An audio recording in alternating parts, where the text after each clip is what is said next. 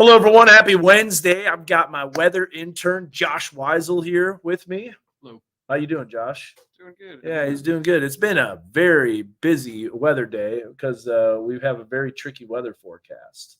To say the least. Multiple rounds of showers and storms ahead. And so what's one of the biggest takeaways you think people should know about? If you don't have an umbrella handy, you're gonna want one at least the next couple of days through at least Saturday Yeah. before a brief break, and then you're gonna want to use it again on Sunday. That's right, especially Sunday morning. So a lot of umbrellas needed, basically, and raincoats and ponchos and everything else. Not the Razorback game, but so we're going to be watching that closely.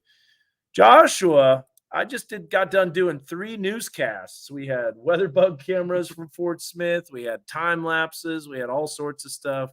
I know you're sticking your tongue out, but I can't do a Facebook Live while I'm in the middle of my weathercast. Just to let you know, we were on top of it. You can see the Fort Smith Public Library. Watch this rain come in. Oh, speaking of that, bring weather 3 up and let's stop that time lapse. Which one? 3, the 3C button. Yeah. Well, maybe we should keep it because it might be a nice sunset. Let's keep it. We'll keep it going. But just to remind myself, we'll bring this up.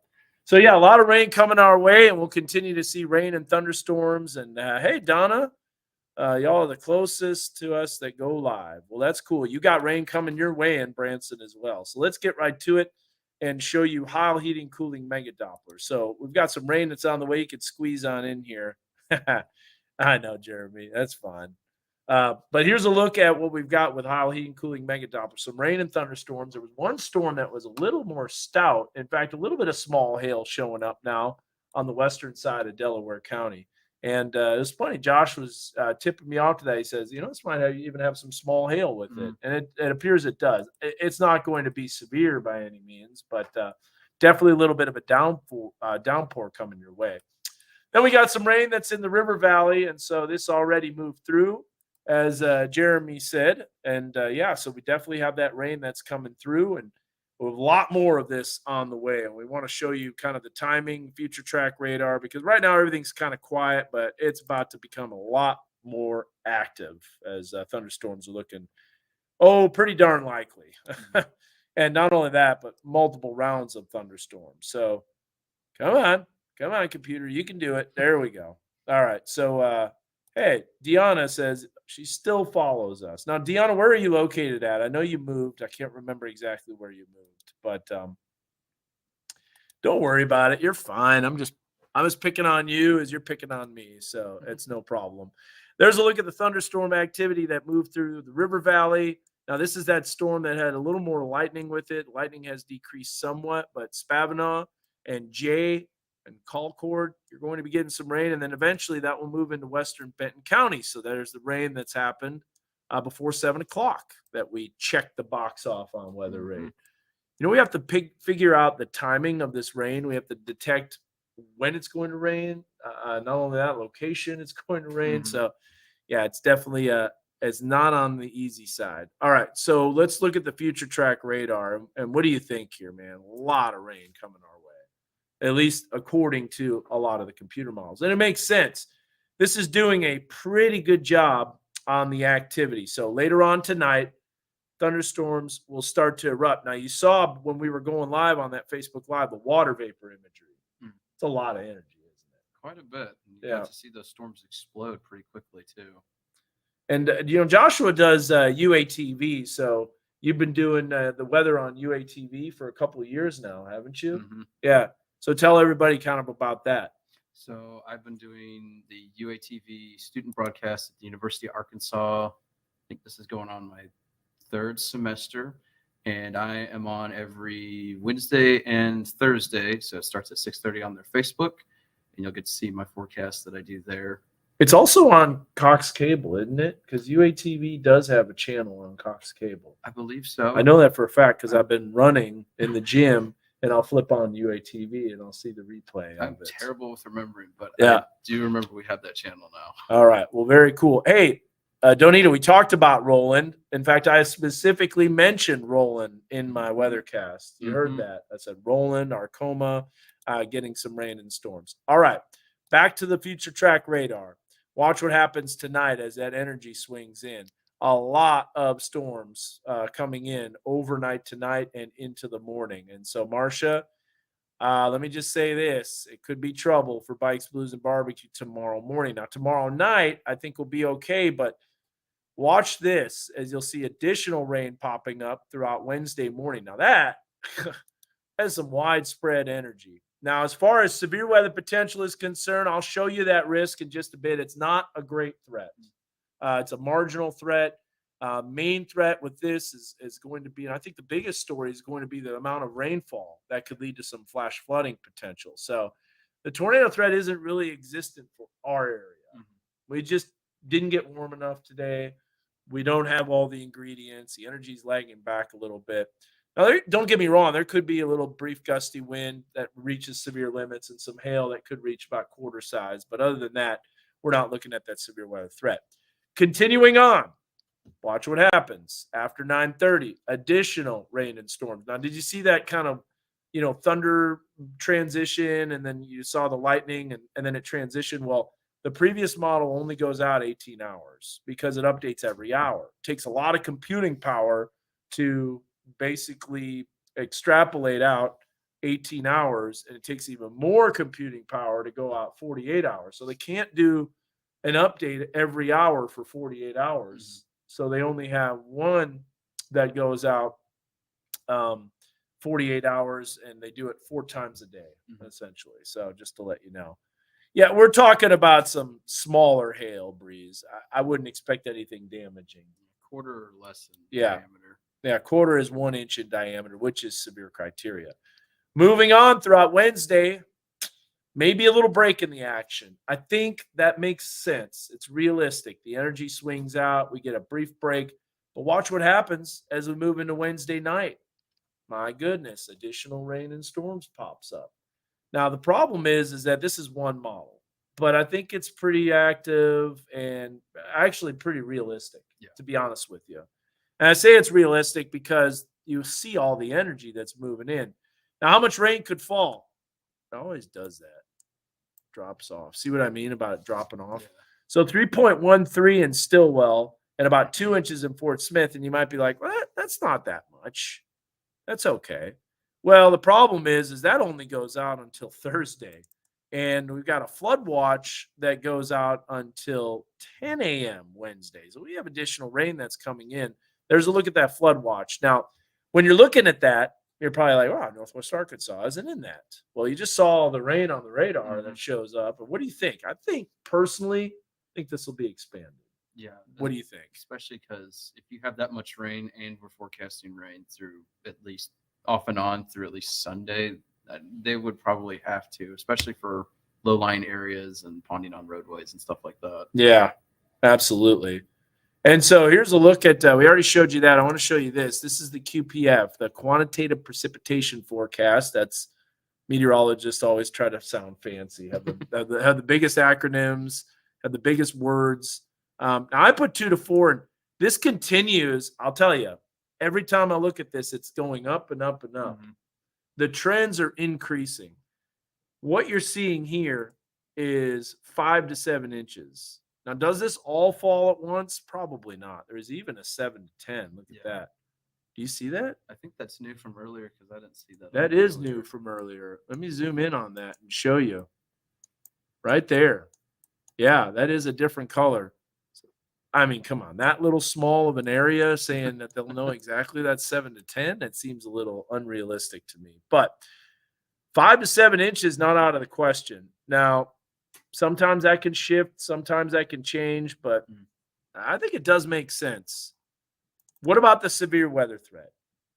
So here's a look at the threat. It's a level 1. This is mainly before 7 a.m. tomorrow morning. So it's overnight, a strong storm or 2. And that will go throughout the night and into the morning hours. Oh, we need the rain badly, that's for sure. But boy, we might get a lot of it in a short amount of time. It's always feast or famine, isn't it? Oh, yeah. It's like when it rains, it pours. And then you don't have any for a while, and then it just comes down all of a sudden all at once. Here's a look at the severe weather risk for day 2. Now, this is mainly, in my opinion, Wednesday morning.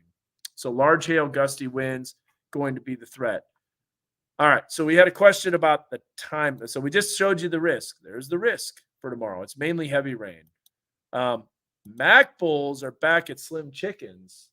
We might need to lead the newscast with that. That's pretty impressive. Actually sounds pretty good. Yeah, I know that does. I mean, seriously, I'm hungry too, TJ. Danita said, we still got to drive home from here and rolling all the way to Taco Bell in Van Buren and then to McDonald's and then Rudy. I know that trip, 59. I know exactly where you're driving, which, by the way, I don't know if you know this, Donita, but April 21st, 1996, the Fort Smith Van Buren tornado, it went right through those buildings. And there was a billboard that was damaged off of I-40, and that was from that event. So April 21st, 96, right around 10 o'clock in the evening. And I know exactly where you're talking about. In fact, I went to the McDonald's there not too long ago. I was starving and had McDonald's Orange, which is still a good drink, I think, in my opinion. It's basically icy. But anyways, all right. How Thursday afternoon and evening? We're going to show you that. We're going to that. The Format Festival, we'll show you that as well. We've got a lot of rain chances, but we did have a question about the timing. And let me go ahead and get to that. So here's a look at the timing. This is a breakdown of basically the hourly timing. I'm going to take our camera off the screen. So clearly the worst of the rain is going to be in the morning hours, and we're talking in the early morning. So you saw the radar activity. I think there will be a dramatic drop, but still a few showers that will be possible.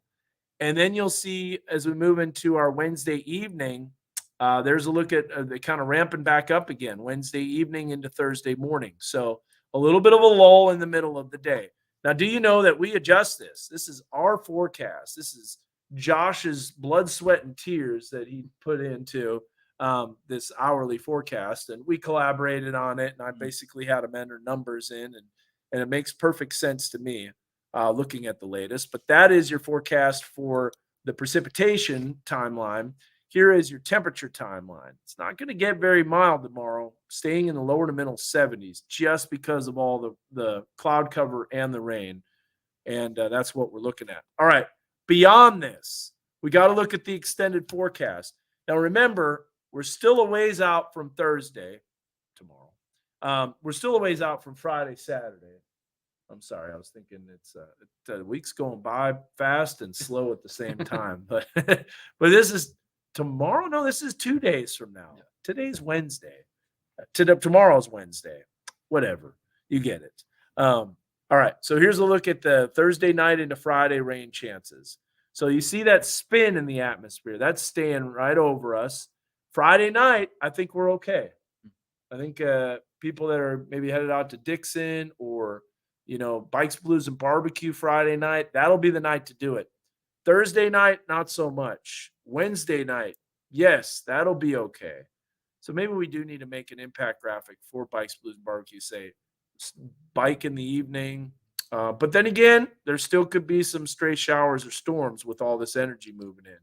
Now, what do I think is going to be the greatest potential out of everything? I personally think this is going to be Saturday night. Now, we're talking late night. But remember, sometimes the models, especially with big systems, and you've heard me say this before, they don't show the storms the day before, do they? No. They typically don't, and that does happen. I told Josh, I said, be aware, storms could happen in the morning, either the morning of or the morning before.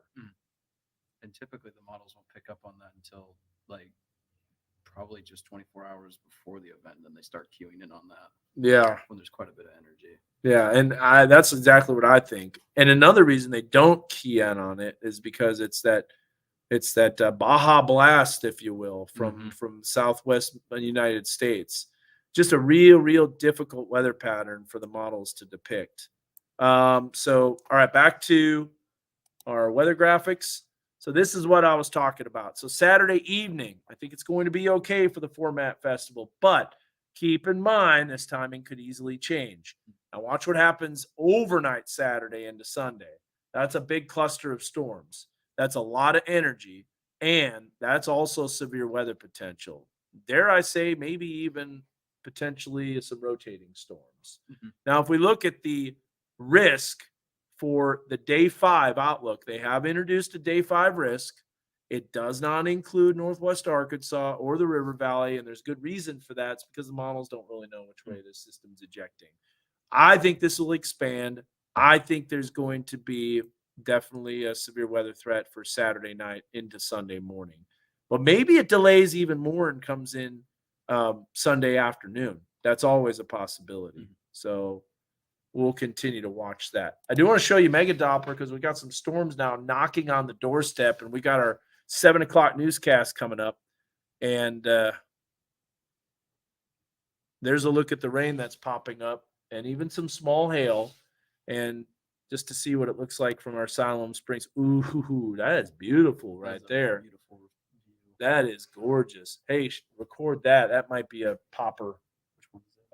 So stop this one. I think that's going to, yeah, go ahead and stop that. I'll probably, no, keep it going. Okay. Go scroll down. That's going to be Siloam Springs.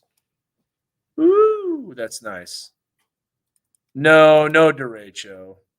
No, that's not going to be a derecho. Beautiful sunset. We also have our Decatur Weather Bug Network camera.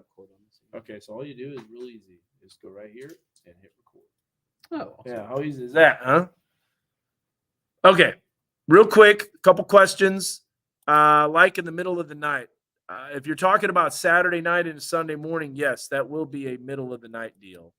Look at that rain curtain off in the distance, just to the left of the tree. That's pretty good. The Graduate Hotel also showing that rain curtain. So, pink sky. Mom went outside of the storm cellar to take a smoke bench, saw the tornado behind our neighbors' chicken houses, and it turned and went to Fort Smith and Van Buren. That's good. Man, that was a close one. Fort Smith, not Portsmouth. I know what you meant. How will the rain impact the intensity of the leaf fall colors? This is a good rain, and this is when we need it. This is just about the ideal time. So if the leaves are nice and green, which they look to be, look at already that tree. That tree is going. That's one of those autumn blazes that happens a little bit early. On campus, starting to get a couple of them too. Yeah.